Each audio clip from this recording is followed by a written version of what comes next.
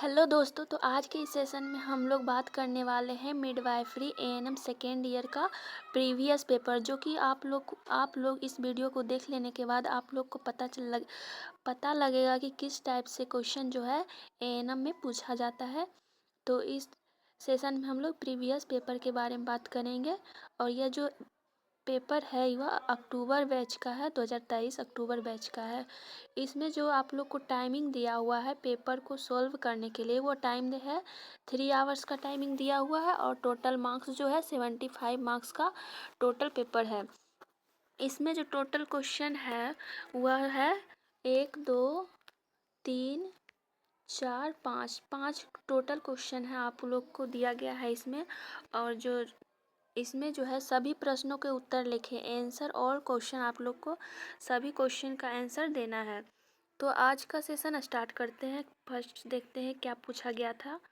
First में है long answer type question पूछा गया है, जिसमें दीर्घ उत्तरीय प्रश्न। इसमें जो फर्स्ट क्वेश्चन है वह है define normal labour and describe the mechanism of normal labour.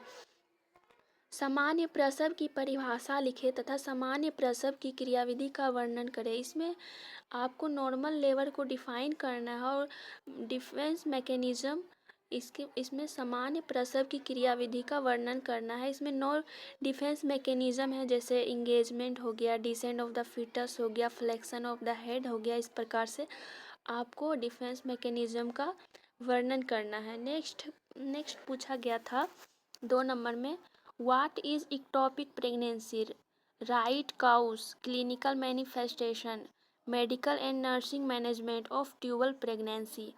अस्थानिक गर्भावस्था क्या है, ट्यूबल गर्भावस्था का कारण, लक्षण एवं चिकित्सीय एवं नर्सिंग प्रबंधन लिखें।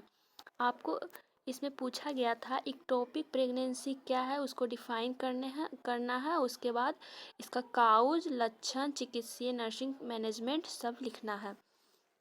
नेक्स्ट है या अथवा में, आप ये बना सकते हैं या अथवा में दिया हुआ है और करके, इसमें आप दोनों में से कोई एक बना सकते थे। Define postpartum haemorrhage, describe the type, cause and preventive measures of postpartum haemorrhage. प्रसव पश्चात रक्तस्राव को परिभाषित करें। प्रसव पश्चात रक्तस्राव के प्रकार, कारण एवं रोकथाम के उपाय लिखे। आपको पोस्ट पीपीएच के बारे में बताना है, उसको डिफाइन करना है, उसका प्रकार टाइप 2 टाइप का होता है उसके बारे में लिखना था और कारण इसका प्रिवेंशन लिखना था। नेक्स्ट है 2 नंबर में जो पूछा गया है वह है शॉर्ट नोट्स है, किन्हीं 3 पर संक्षिप्त टिप्पणी लिखें। यहाँ आपको 4 क्वेश्चन दिया गया है, इसमें आपको 3 बनाना है, जो कि 5 नंबर का है, टोटल 15 नंबर का है। फर्स्ट जो है पूछा गया था प्रधानमंत्री मातृत्व वंदन योजना। 2 नंबर में प्रसव पूर्व देखभाल के उद्देश्य एवं भ्रमण सारणी, एंटीनेटल केयर का उद्देश्य और इसका जो विजिटिंग है, कितना विजिट किया जाता है एंटीनेटल में, उसका भ्रमण सारणी बनाना है। 3 नंबर में जो पूछा गया है इमीडिएट केयर ऑफ न्यूबॉर्न, नवजात शिशु की तुरंत देखभाल, इमीडिएट केयर शिशु का कैसे करेंगे उसके बारे में आपको शॉर्ट नोट्स लिखना है। और 4 नंबर में है ओव्यूलेशन, अंडो उत्सर्ग। आपको इस 4 में से किन्हीं 3 प्रश्न का उत्तर देना है। नेक्स्ट हम लोग बात करते हैं फिल इन द ब्लैंक्स। यहाँ पूछा गया है fill in the blanks 3 number में। इसमें है first, discharge of blood mixed cervical mucus seen at the time of labour is called. रक्त मिश्रित ग्रीवा श्लेष्मा का स्राव जो प्रसव के प्रारंभ होने के साथ दिखाई देता है उसे क्या कहते हैं, क्या कहलाता है। तो इसमें हो जाएगा, जो होता है रक्त मिश्रित ग्रीवा श्लेष्मा का स्राव जो प्रसव के प्रारंभ होने के साथ दिखाई देता है उसे सो कहते हैं।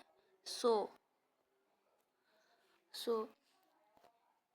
नेक्स्ट हम लोग देखते हैं 2 नंबर में third stage of labour is also called. प्रसव की तृतीय अवस्था डैश अवस्था भी कहते हैं, यानी प्रसव की तृतीय अवस्था को और किस नाम से भी जाना जाता है, तो प्रसव की तृतीय अवस्था को और प्लासेंटल स्टेज के नाम से भी जाना जाता है। तो यहाँ पे हो जाएगा प्लासेंटल अवस्था। नेक्स्ट है तीसरा में, the period of menstruation extends for dash days. सूतिका अवस्था की अवधि डैश दिनों की होती है। सूतिका अवस्था किसे कहते हैं? सूतिका अवस्था डिलीवरी के बाद की जो अवस्था होती है उसे सूतिका अवस्था कहते हैं। इसकी अवधि कितने दिनों की होती है, तो यहाँ डे पूछ रहा है तो डे हो जाएगा 42 दिनों की होती है, और अगर आपको वीक में पूछता तो वहाँ हो जाता है 6 वीक। नेक्स्ट हम लोग देखते हैं 4 नंबर में, volume of amniotic fluid decrease by dash ml is oligohydramnios. Oligohydramnios में एमनियोटिक फ्लूइड की मात्रा डैश ml से कम हो जाती है, तो इसका आंसर हो जाएगा यहाँ 200 ml से कम। नेक्स्ट हम लोग बात करते हैं, in comparison with head circumference and the chest circumference measurement is dash is normal baby. सामान्य शिशु में वक्ष परिधि का मापन सिर की परिधि की तुलना में डैश होता है, तो यहाँ हो जाएगा 2 से 3 सेंटीमीटर कम। 2 से 3 सेंटीमीटर कम होता है। सामान्य शिशु में वक्ष परिधि का मापन सिर की परिधि की तुलना में 2 से 3 सेंटीमीटर कम होता है। नेक्स्ट है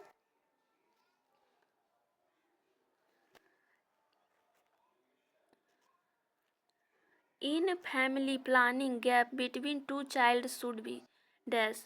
परिवार नियोजन में 2 बच्चों के मध्य डैश वर्ष का अंतर रहना चाहिए, तो यहाँ हो जाएगा 3 वर्षों का अंतर, 3 वर्ष। नेक्स्ट है 7 नंबर में, during delivery dash cleaning technique should be in क्रोगेस्ट।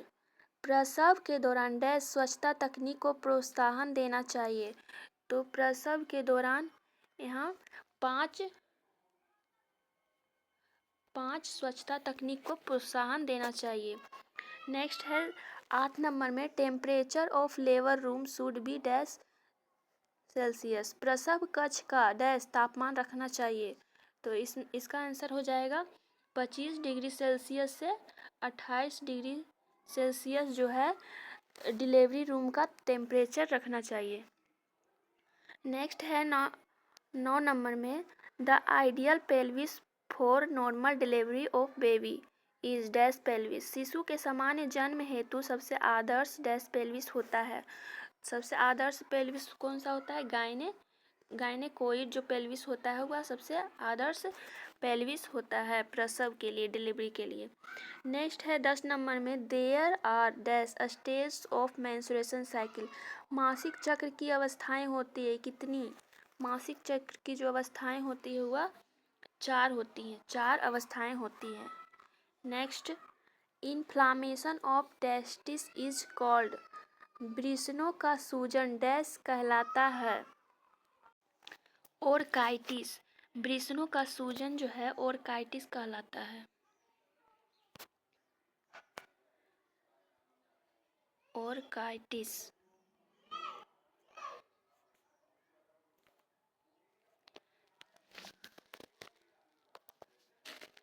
Next हम लोग बात करने वाले हैं 12 number, dash medicine that initiates and increases pregnancy contraction during labour. Dash दवा जो गर्भाशयी संकुचन को उत्पन्न एवं बढ़ाने का कार्य करती है कहलाती है वह दवा है जो ऑक्सीटोसिन जो दवा है वह गर्भाशय संकुचन को उत्पन्न एवं बढ़ाने का कार्य करती है। नेक्स्ट हम लोग बात करते हैं 13 number, excess vomiting during pregnancy is called. गर्भावस्था के दौरान बहुत ज़्यादा उल्टी होना डैश कहलाता है? बहुत ज़्यादा जो उल्टी होता है उसे क्या कहते हैं? Hyper emesis gravidarum. Hyper emesis gravidarum. Hyperemesis gravidarum जो प्रेगनेंसी के दौरान गंभीर जो ज़्यादा उल्टी होता है उसे हाइपरिमेसिस ग्रेविडेरम कहते हैं। नेक्स्ट हम लोग देखते हैं 14 number, the jaundice occurred during 24 hours of birth is newborn is called as। नवजात के जन्म के 24 घंटे के अंदर होने वाला पीलिया डैश कहलाता है। 24 घंटे के अंदर होने वाला पीलिया क्या कहलाता है?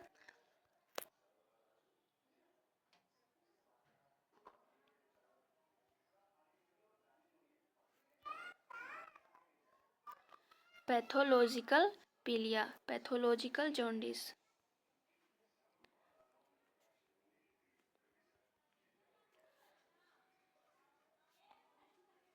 पैथोलॉजिकल जॉन्डिस 24 घंटे के अंदर होने वाला जो जॉन्डिस होता है उसे पैथोलॉजिकल जॉन्डिस कहते हैं।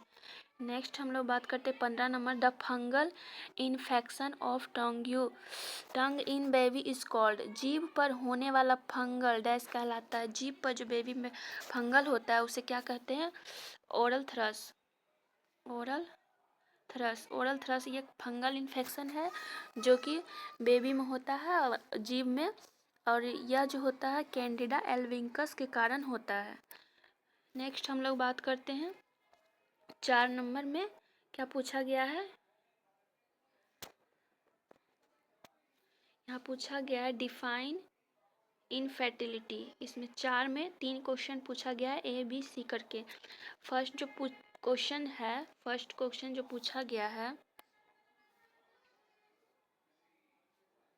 वह है डिफाइन इनफर्टिलिटी, वांझपन को परिभाषित करना है।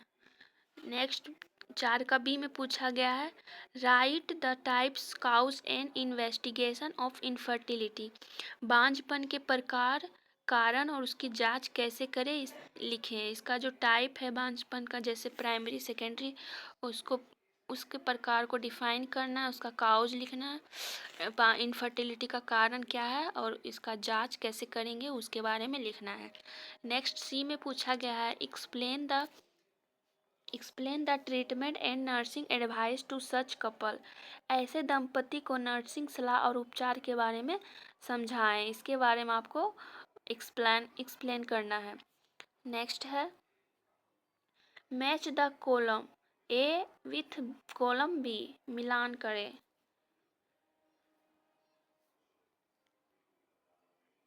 यहाँ सिफिलिस फर्स्ट में जो है पूछा गया है सिफिलिस का क्या हो जाएगा?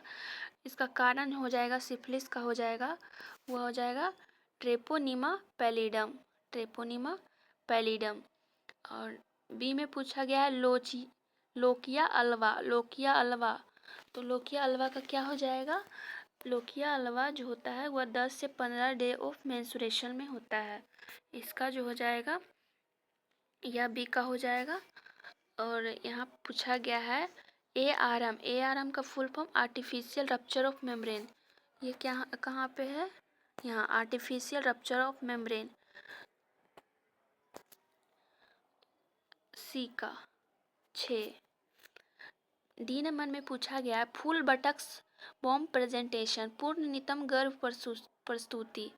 तो इसका आंसर हो जाएगा नितंब बाय जननांग एवं पैर, D। नेक्स्ट है इनोमिनेट हड्डी के भाग, जो इनोमिनेट हड्डी का भाग होता है वह 3 होता है, इलियम, इस्चियम और प्यूबिस। तो इसका हो जाएगा E। F में पूछा गया प्लेटिप्लोइड पेल्विस, तो इसका प्लेटिप्लोइड पेल्विस का जो शेप होता है वह कौन सा शेप का होता है? तो किडनी शेप का होता है, F। नेक्स्ट है एड्स का काउज क्या होगा, कारण क्या होगा, कारक? यहाँ HIV, एड्स का कारक HIV, G। और है प्राइमरी ग्रेविडा में प्रसव की न्यूनतम अवधि होती है। तो प्राइमरी ग्रेविडा में प्रसव की न्यूनतम अवधि होती है 14 से 16 hours, H। Fourth stage of labour, प्रसव की चतुर्थ अवस्था में मतलब माँ और शिशु को ऑब्जर्वेशन पीरियड में रखा जाता है, उसका वाइटल साइन सब असेस किया जाता है, इसे ऑब्जर्वेशनल स्टेज भी कहा जाता है। तो इसका आई ऑब्जर्वेशन स्टेज।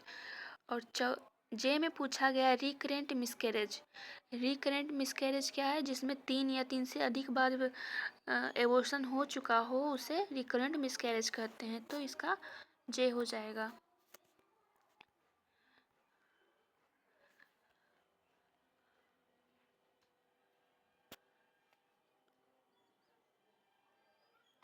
तो आज के इस सेशन में हम लोग प्रीवियस पेपर देख चुके हैं, जो आप आई होप आप लोग को समझ में आ गया होगा किस टाइप का क्वेश्चन देखने को आप लोग को एग्ज़ाम में देखने को मिल सकता है।